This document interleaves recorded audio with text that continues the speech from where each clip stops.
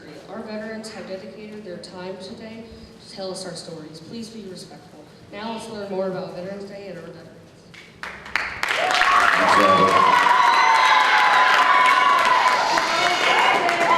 Veterans Day is one of two major veterans holidays in the United States. The first one being Memorial Day, which honors those who have paid the ultimate sacrifice and given their life for their country. Veterans Day today was designated at the end of World War I. It was originally called Armistice Day, and it was designated that on the 11th day, at the 11th hour of the 11th month. Okay, 11, 11, 11. It was changed in 1954 to Veterans Day by President Eisenhower. Let's cut it out, guys. Okay, it's a serious time. This day is just designated to honor anyone who served in any capacity, anywhere. Okay? Now, the next thing we're going to do is hear our Star Spangled Banner, originally written from a poem composed by Francis Scott Key at the end of, near the end of the War of 1812. He wrote it in 1814.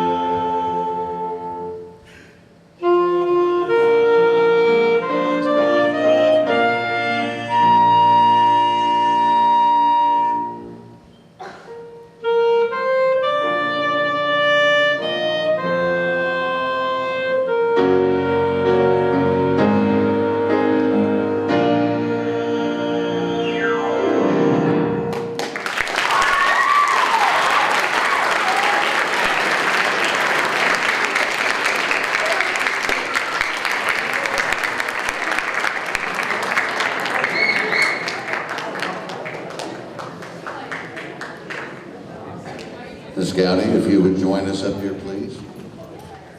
First, we're going to introduce Ms. Gowdy, one of everyone's favorite teachers. Good morning. Hey, we're going to start off with our veterans. We have Mr. Salazar. He is active in the Army. He's there, so he's got to stand. Then we have two retired, so everybody can see him. And then we have retired Mr. Horton and Mr. Sills. And then we also have Miss Ailey. She's going to give us a view of being in the military from a child's point of view. Mr. Horton's going to share his story. Miss Ailey will share her story. Also, we had Mr. Ladner, Riley Ladner, to stand. So he was accompanying Mr. Sills and Mr. Salazar with the Star Spangled Banner. And later on, we will have two high school students that will play taps, Brock Homier and Luke Barrett. Thank you for joining on our Veterans Day program.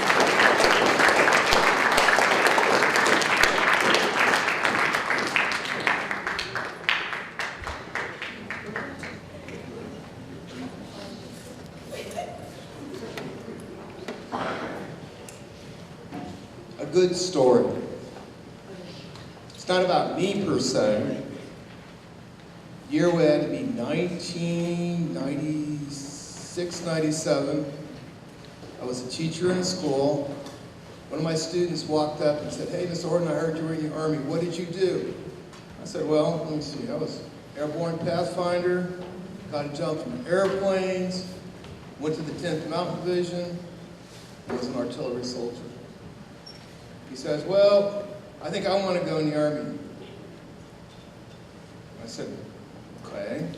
What should I do?" I said, "You should be in the airborne. You should jump from an airplane." He said, "Okay." Well, time passes. Years go by. And in a mall in Wichita, Kansas, I run into him, and he's selling some widget or gadget there in the mall. And I said, "Dude, what'd you do? How'd you do? How'd you turn out in life?" And he looked at me and he said, "Mr. Horton, I ended up in the Army. I joined the 82nd Airborne." I go, "Good. What was your job?" "I was a medic." I said, "Okay, and?" And there we were in Desert Storm 2, and I was a medic. And I go, "Okay." And he got to save some people's lives.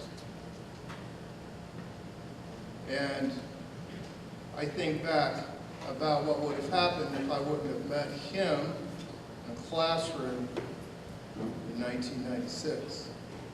And that's my story. I'm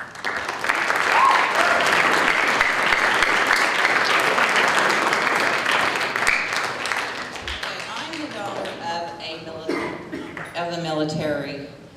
My dad was in the military. He was a sergeant first class. So that meant my two sisters and my mother served also. And what I mean by that is my mom had to take care of us, make sure everything was done while my dad was away. When my dad got home from Vietnam, I was in first grade and we were living in Norman, and I come home from school one day and my dad says, "I've got orders." So we were going to go to Ethiopia. So as a first grader, I tried real hard to spell Ethiopia. Finally got it down. Come home from school one day, my dad said, "My orders have been changed. We're going to Iran." So I could spell that real easy. I went to school in Iran my second and my fourth grade year. The reason why we skipped a year, my dad stayed there. We came home because you guys don't know how lucky you have it. If you're sick, you don't go home. You go to an infirmary. You are bussed in, you are bussed out. Your bus rides are about an hour to and from if your bus does not get stuck in a juke, which is like a ditch. And then you have to sit there. Our bus driver and the door man, neither one spoke English, it's Farsi. So I have a sister that was born in Germany. My dad was stationed in Germany. I lived in Germany but wasn't old enough to go to school at that time. My mom was born in Czechoslovakia. So that's why we're called Army brats, because we got to travel. My dad made sure whenever he got orders, he could take his family. When I was younger, I couldn't spend the night with anybody. I had fear. My fear was that my dad would get orders in the middle of the night and the Army would pack us up and they would forget that I was spending the night. So it took me years to overcome that. You guys have Mr. Lori here at the middle school. We had armed guardmen with machetes at the end of their rifle up on our roof to make sure that our school did not get bombed, because it was an international school. We had oil field workers, children, we had Army, Navy, so we were a sitting target. So that's my story of being a daughter of a military dad.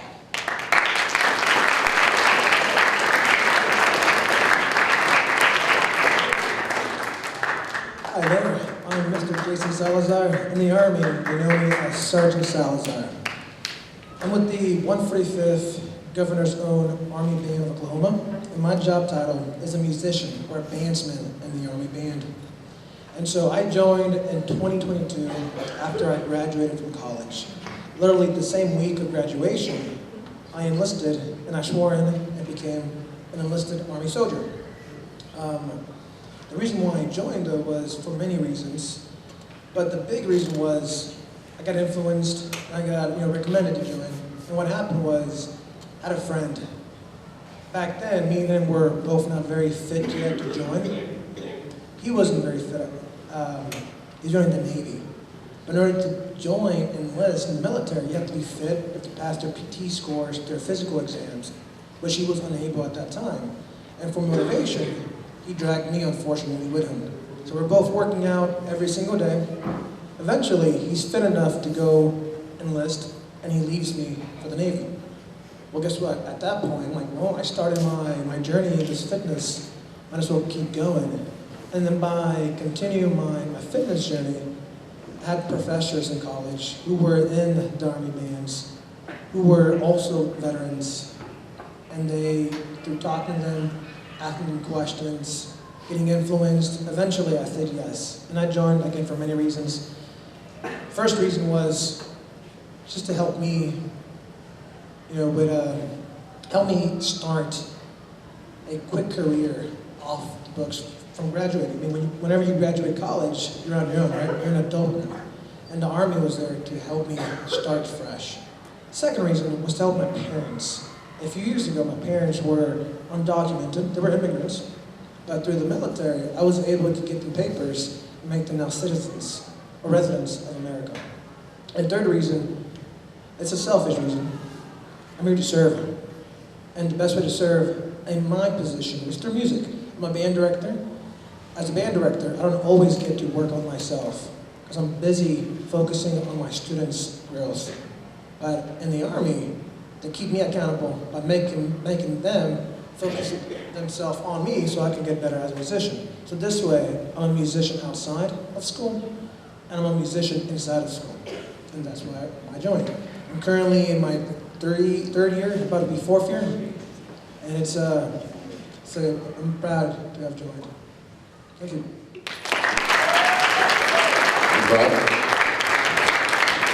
We're going to run out of time if we're not careful. Brock, if you can stand up. We're going to hear what's called Taps. Taps was originally written by a one-star general named Butterworth, based on another song, but in 1862. And now it's played at every military funeral and every day on every military post. It's played when the flag comes down and it's lights out. Go ahead, Brock.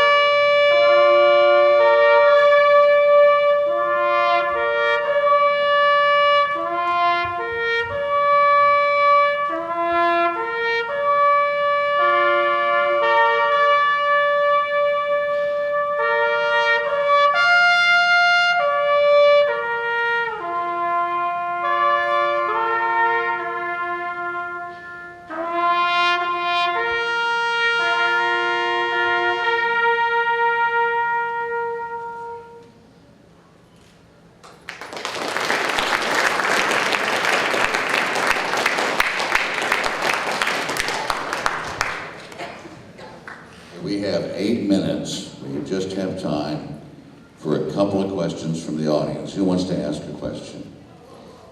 Yes.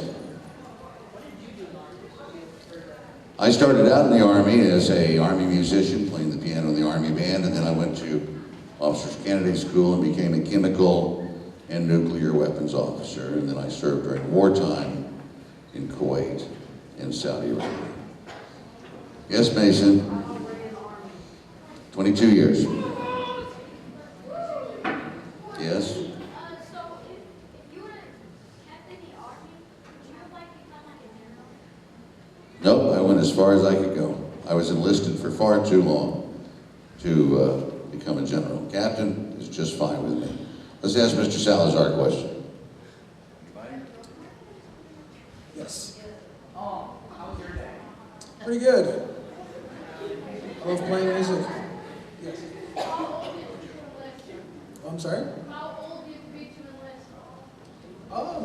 Honestly, you can join when you're 17, but with a permission from your parent. But normally, most high schoolers usually it's 18 years old, but you can be 17 and join, still being in school with permission from your parent. I joined when I was 25, so I was a little older, but it worked out fine. Yes. I have a question for you. How does having a college degree influence your time? Ooh, let's talk about that. So, faster promotions, but also, if you go to college first, they want you to go the officer route. So whenever I graduated from basic training, they tried so hard to pull me onto the officer route. So I could have been like, sir, Mr. Seals, go the commander route. But I chose not to go the officer route and stay enlisted because I want to be a musician in the Army band. Unless I go warrant officer and I become the conductor of bands. Of course, my mother was born in Czechoslovakia. My mother is a Holocaust survivor. She's not Jewish. But anyway, we lived in Germany, and we've lived in Iran. And my sisters went to school in Germany, but I didn't because I wasn't old enough. But I went to school my second and my fourth grade year in Iran, and my dad shipped the family back because my mom couldn't handle it and I couldn't handle it. Everybody's bussed in. Your parents don't take you to school. Teachers are bussed in, janitors, everybody's bussed in. And it's about an hour per bus to get where you're going. Yes. My mother never taught us German. My mother came to the United States without her papers.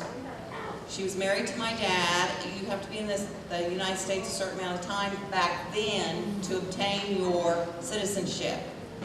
Being that my mother was married to an Army man, somebody in the military, they let her get her citizenship 6 months.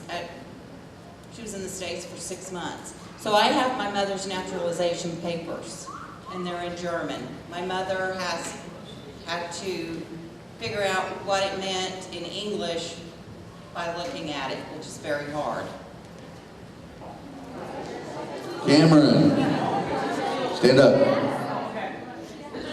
want to be just like you when I grow up. Then you need to get a haircut. Yes, ma'am. I can't hear you.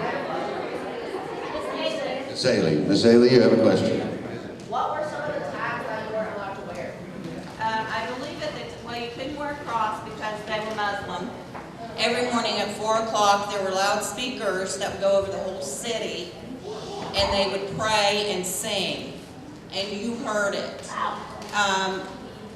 Sears tags, I just remember that being one of them, and then not having, you couldn't wear a cross. You could wear it inside of your shirt, but you couldn't wear it out. There were a lot of Christians that went underground to practice being a Christian instead of a Muslim. I'm a Christian.